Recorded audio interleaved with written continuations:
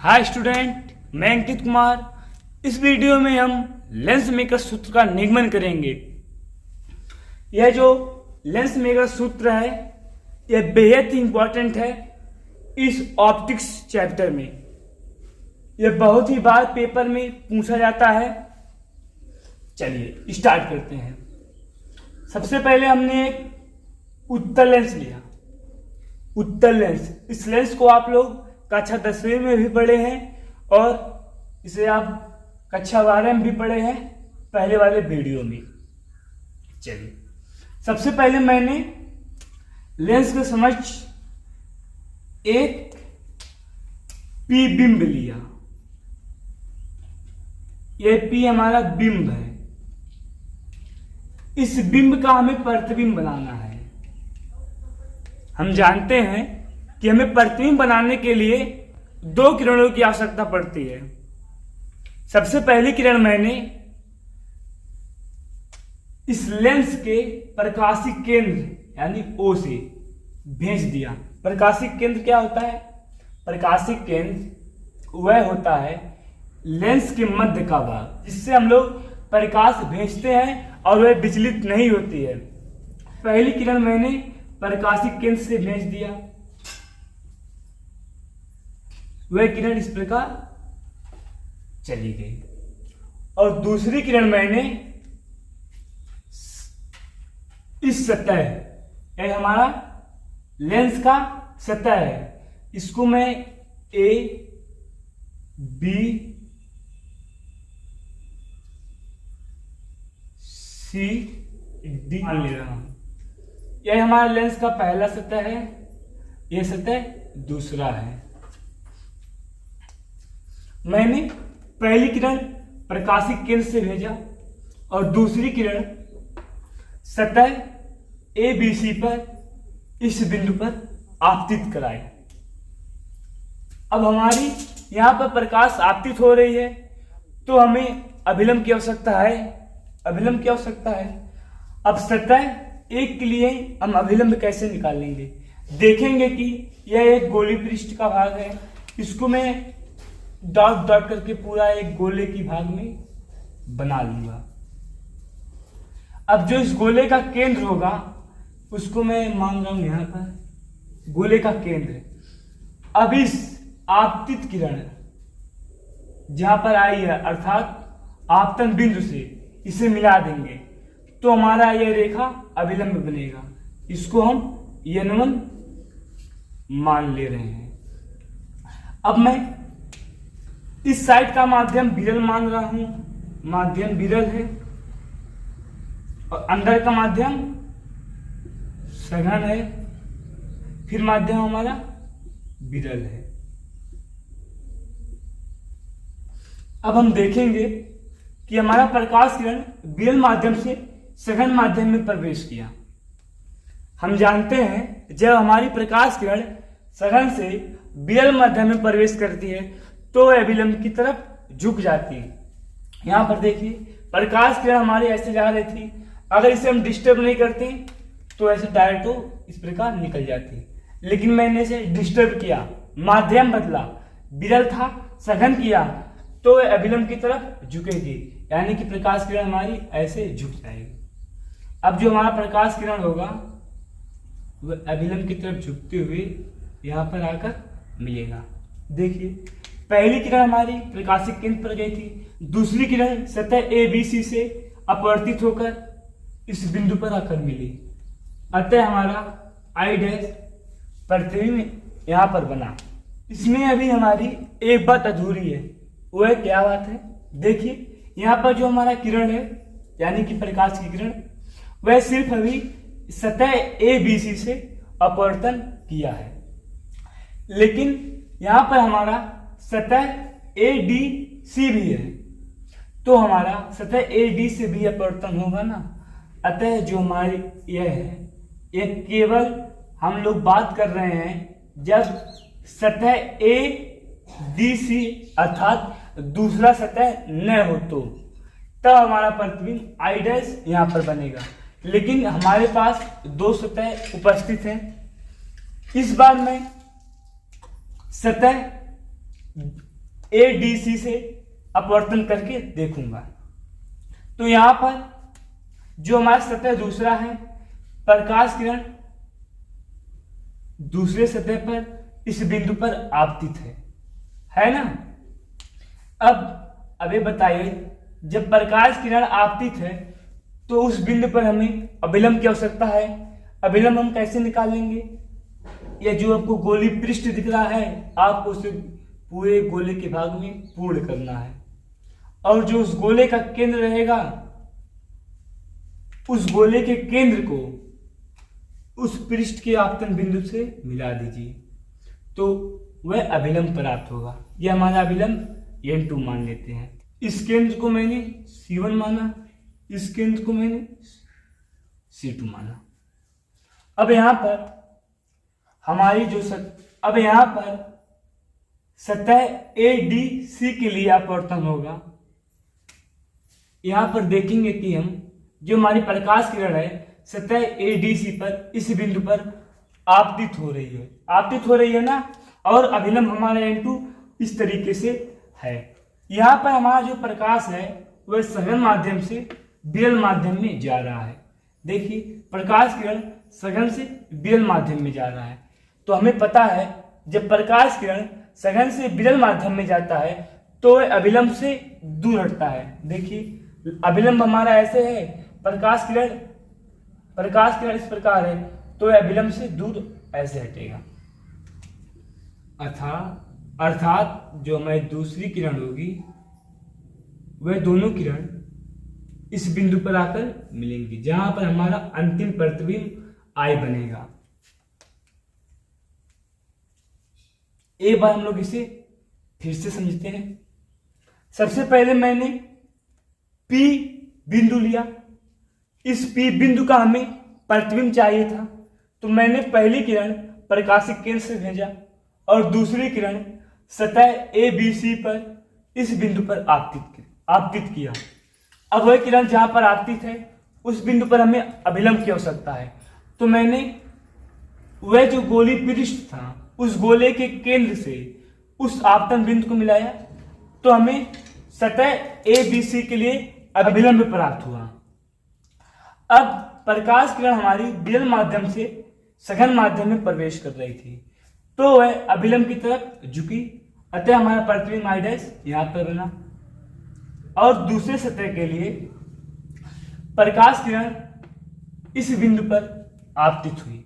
यहां पर देख सकते हैं, यहां पर ये बिंदु मैं आपको हाईलाइट कर रहा हूं, वह बिंदु ये है दूसरे सतह के लिए। अब प्रकाश किरण आपतित हो रही है, तो उस बिंदु पर भी हमें अभिलंब की आवश्यकता है, तो मैं यह जो गोली पृष्ठ है इसको एक पूरे गोले की तरह मानूंगा और उस गोले का केंद्र को उस आपतन बिंदु से मिलाऊंगा, तो हमें अभिलंब प्राप्त होगा। अब यहाँ पर जो हमारा प्रकाश किरण है सघन माध्यम से विरल माध्यम में प्रवेश कर रहा है, अतः वह अभिलंब से दूर हटेगा। अभिलंब हमारा ऐसे था, प्रकाश किरण इस प्रकार जा रहा था, लेकिन हमने माध्यम बदला, उसको डिस्टर्ब किया, तो वह अभिलंब से दूर हटा और अंतिम प्रतिबिंब I यहाँ पर आकर बना। अब हम सतह 1 पर देखेंगे बिंब हमारा कौन है और प्रतिबिंब कौन है। चलिए, सतह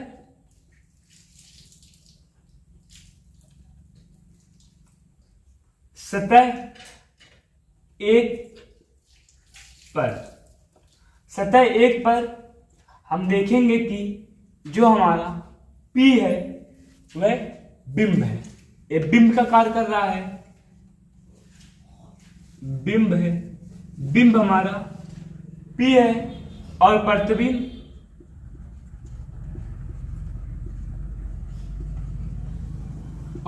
हमारा सतह A से हमारा प्रतिबिंब I' का निर्माण हुआ था।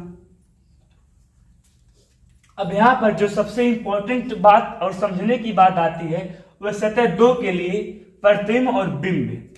यहां पर हम देखेंगे सतह 2 के लिए, सतह 2 के लिए, सतह 2 के लिए क्या होगा। सतह 1 के लिए मैंने देखा कि जो हमारा I' प्रतिबिंब बना था वह इस बिंदु से आ रहा था, और मैंने इस बिंदु को आगे देखा तो वह किरण P बिंब से आ रही थी। सतह 2 के लिए आई यहां से किरण आती है और यदि मैं इसको पीछे देखूं तो हमें पीछे की तरफ कोई वस्तु नहीं दिखेगा और सतह 1 में हमारा मैंने आपतित किरण से पीछे की तरफ देखा तो मुझे पी बिंब दिखा। अब यहां पर जो हमारा आई प्रतिबिंब है सतह 2 की बात कर रहा हूं, इस बिंदु से अगर मैं आगे की तरफ देखूं तो हमें कोई बिंब नहीं दिख रहा है। उसी किरण को यदि मैं पीछे की तरफ डॉट डॉट लाइन करके लाऊं तो हमें आई डैश यहां पर दिख रहा है। अतः जो आई डैश है सतह 2 के लिए वह अब बिंब का कार्य करेगा। जो हमारा सतह ए बी सी से प्रतिबिंब बना था वह अब सतह 2 के लिए बिंब का कार्य करेगा। तो यहां पर जो हमारा बिंब है वह आई डैश है और जो हमारा प्रतिबिंब है वह आई है। प्रतिबिंब आई है। अब हम सतह 1 पर अपवर्तन हेतु सूत्र लगाएंगे। लिखेंगे सतह 1 पर अपवर्तन हेतु सूत्र।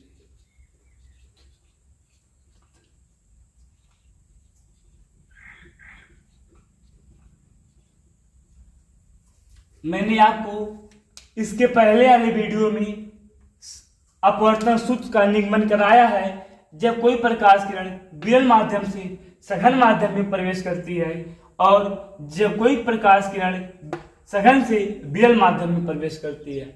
जो हमारा सतह 1 है इसमें प्रकाश किरण हमारा विरल माध्यम से सघन माध्यम में प्रवेश कर रहा है। तो हमें पता है अपवर्तन सूत्र N2/V माइनस N1/U बराबर होता है N2 माइनस N1/R। अब हम सतह 1 पर बिंब और प्रतिबिंब और त्रिज्या देखेंगे। सतह 1 पर हमारा बिंब P था और प्रतिबिंब I था। लिखेंगे N2/, यहां पर जो हमारा बिंब है वह बिंब O से P तक की दूरी है और हम जानते हैं प्रकाश किरण के सामने की दूरियां धनात्मक होती हैं तथा उसके विपरीत की सभी दूरियां ऋणात्मक होती हैं। यहां पर इस P बिंब से प्रकाश किरण निकलेंगे। अतः प्रकाश किरण की दिशा हमारी इस प्रकार होगी। प्रकाश किरण की सभी दूरियां उधर की और विपरीत की दूरियां निगेटिव होंगी। इसको हम लोग पहले ही कार्तीय चिन्ह में पढ़ चुके हैं और हमने यह भी पढ़ा है सभी दूरियां प्रकाशिक केंद्र से नापी जाती हैं। अतः OP बराबर माइनस का U माइनस का क्यों होगा? U माइनस का इसलिए होगा क्योंकि हम प्रकाश किरण के विपरीत दिशा में दूरी को माप रहे हैं और जो हमारा प्रतिबिंब बना है सतह 1 से वह O से I डैश तक की दूरी है। O से I डैश की दूरी हमारी प्रतिबिंब की दूरी है। यह दूरी प्लस होगी। क्यों होगी? क्योंकि हम O से I डैश की तरफ नाप रहे हैं दूरी अर्थात प्रकाश किरण के दिशा में। और जो त्रिज्या होगा प्रथम सतह के लिए वह O से C1 तक होगा। O से C1 बराबर R। यह भी हमारा पॉजिटिव का होगा। क्यों होगा? क्योंकि हम O से C1 की तरफ दूरी को माप रहे हैं। और सतह 2 पर भी देख लेते हैं। सतह 2 पर जो हमारा बिंब है I डैश वह O से I डैश तक की है। अतः O से I डैश की दूरी को हम लोग प्लस का U कहेंगे और जो प्रतिबिंब है I वह O से I तक की दूरी है। O से I तक की दूरी इसको प्लस का v कहेंगे, और जो वक्रता त्रिज्या है O से C2 की दूरी उसको r कहेंगे। r हमारा माइनस का होगा। क्यों होगा? क्योंकि O से हम C2 की दूरी माप रहे हैं, अर्थात प्रकाश किरण की विपरीत दिशा में। अब हम सतह 1 के लिए जो अपवर्तन सूत्र लिखे हैं उसमें u v r का वैल्यू पुट करेंगे। तो यहां पर हमारा N2/v बराबर आया है I डैश O माइनस का N1, u जो है हमारा माइनस का OP। यहां पर देखिए, अगर u बराबर आप लिखेंगे तो यह माइनस इधर आ जाएगा, अर्थात माइनस का OP हो जाएगा, बराबर N2 माइनस N1। सतह 1 के लिए r हमारा OC1 है, OC1। इसको हम समीकरण नंबर 1 मान लेते हैं। अब हम सतह 2 पर अपवर्तन हेतु सूत्र लगाएंगे। लिखेंगे सतह 2 पर अपवर्तन हेतु सूत्र है।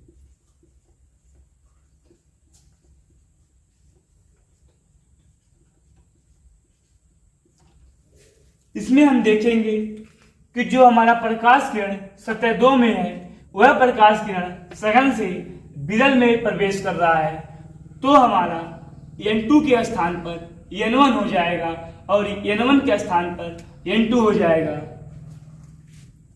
अतः N1/v माइनस N2/u बराबर N1 माइनस N2/r।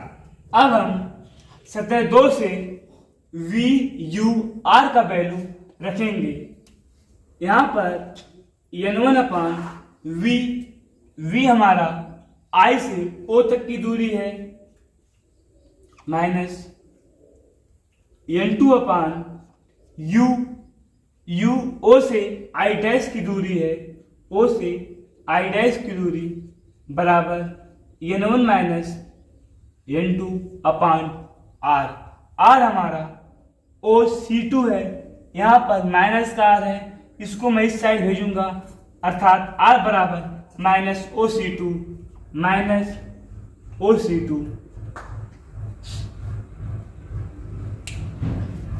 इसको हम समीकरण नंबर 2 मान लेता हूं। अब हम समीकरण 1 और 2 को ऐड करेंगे। समीकरण 1-2 से लेफ्ट हैंड साइड से जुड़ेगा और राइट हैंड साइड से जुड़ेगा, तो हमारा N2/I डैश O माइनस, यहाँ पर देखिए AB माइनस माइनस प्लस हो जाएगा N1/OP प्लस समीकरण 2 का left hand side IU minus N2/O I dash बराबर समीकरण 1 का right hand side N2 minus N1/OC1 plus N1 minus N2/ minus का OC2। अब यहां पर माइनस का N2/OI डैश प्लस का N2/OI डैश से खत्म हो जाएगा और बचेगा हमारा N1/OP प्लस N1/IO बराबर N2 माइनस N1/OC1, यहाँ पर प्लस माइनस हो जाएगा, N1 माइनस N2/OC2 यहां तक आप नोट कर लीजिए, अन्यथा स्क्रीनशॉट ले लीजिए। अब हम इसको ऊपर की तरफ लिखता हूं। अब मैं इसको ऊपर लिखा हूं। अब यहां पर देखेंगे n1 कॉमन है, इसको हम कॉमन ले लेंगे, बचेगा 1/OP प्लस 1/IO बराबर n2 माइनस n1/OC1। अब इस माइनस का मल्टीप्लाई मैं अंदर कराऊंगा तो हो जाएगा प्लस n2 माइनस n1/OC2। अब इस साइड को हम इसी प्रकार नोट कर लेंगे, n1 1/OP प्लस 1/IO बराबर, इस साइड से हम n2 माइनस n1 को कॉमन लेंगे, n2 माइनस n1 कॉमन हो जाएगा, बचेगा हमारा 1/OC1 प्लस 1/OC2। अब इस n1 को हम उस साइड भेजेंगे तो हमारा 1/OP प्लस 1/IO बराबर n2 माइनस n1/n1 कोष्टक में 1/OC1 प्लस 1/OC2 बचेगा। अब यहां पर हम अलग अलग लिख लेंगे तो हो जाएगा 1/OP प्लस 1/IO बराबर, हम जानते हैं n2/n1 बराबर n माइनस 1 और यहाँ पर 1/OC1 प्लस 1/OC2। अब हम इस सभी का वैल्यू पुट कर देंगे। OP हमारा U है, माइनस का U, तो 1/माइनस का U प्लस 1/IO प्लस का V बराबर n1 माइनस बराबर n माइनस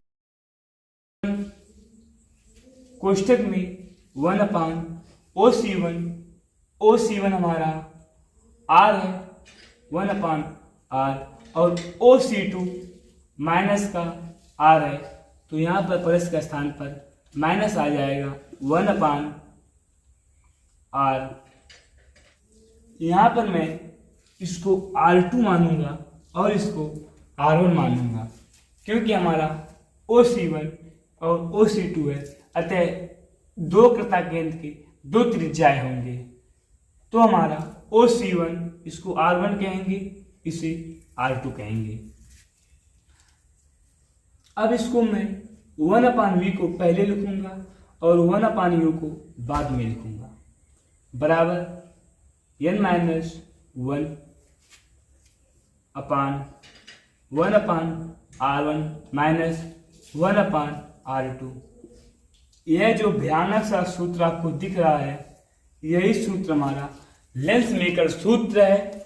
अगर दोस्तों आपको वीडियो अच्छी लगी हो तो चैनल को सब्सक्राइब करें, बेल आइकन दबाएं, ज़्यादा से ज़्यादा शेयर करें।